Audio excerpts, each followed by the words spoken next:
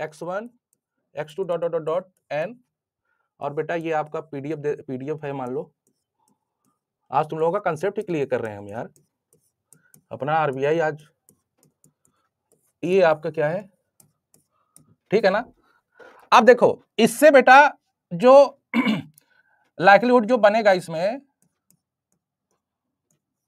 एक पैरामीटर होगा, है ना, इसकी मदद से जो ये आपका थीटा होगा यहां पे मान लो, इसकी मदद से बेटा जो आपका ये आएगा थीटा कैप, ये वाली क्वांटिटी अब क्या आएगी बताओ, ये कांस्टेंट आएगा मतलब एस्टिमेट आएगा या एस्टिमेटर आएगा, एस्टिमेटर। अब वो क्या होगा, रैंडम वेरिएबल, है ना, ये क्या होगा, रैंडम, समझ रहे हो।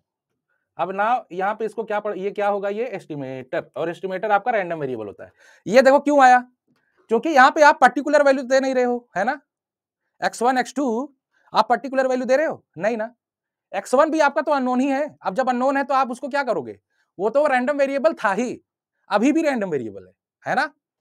तो अब ये क्या है, इस रैंडम वेरिएबल को इसमें डाल रहे हैं प्रोबेबिलिटी में, तो आपने पढ़ा होगा function of random variable is also a random variable, पढ़ा है एकदम बेसिक।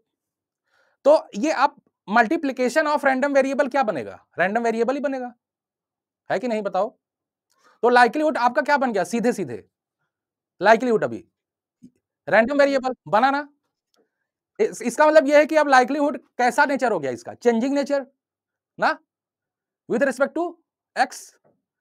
लेकिन आप जैसे देखो चेंजिंग नेचर हो गया विद रिस्पेक्ट टू एक्स, है ना, लेकिन आप जैसे ही अननोन आपका जो पैरामीटर है, अगर आप उसको वेरिएबल मान रहे हो और फिर कह रहे हो, उसको वेरिएबल मान रहे हो और फिर कह रहे हो कि गिवन एक्स, आपका एक्स गिवन है, अब ये लाइक्लीहुड अब भी आपका चेंजिंग नेचर है, लेकिन विद रिस्पेक्ट टू किसके, थीटा के,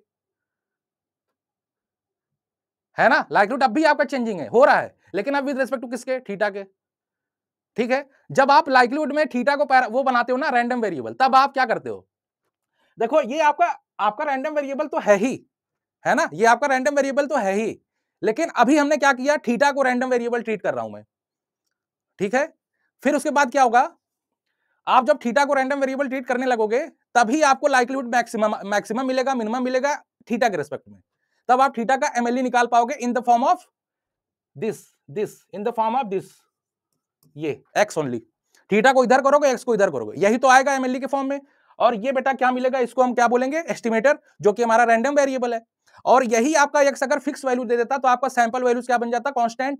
और अभी आपका नॉन पैरामीटर तो क्या है, अननोन, तो आप उसको क्या मानोगे, चेंजिंग नेचर मतलब वेरिएबल मान लो, तब भी वो आपको क्या बना, लाइक्लीहुड बना कि नहीं बना बताओ, है ना। तो इसका मतलब ये हुआ, जब जब आपने थीटा को वेरिएबल माना तो वो क्या बन गया, लाइक्लीहुड। और जब थीटा को आपने फिक्स माना तो वो आप उसको केवल क्या लिखोगे, joint density function of this, joint PDF, कहानी खत्म। समझ गए बच्चों, चलो बड़ी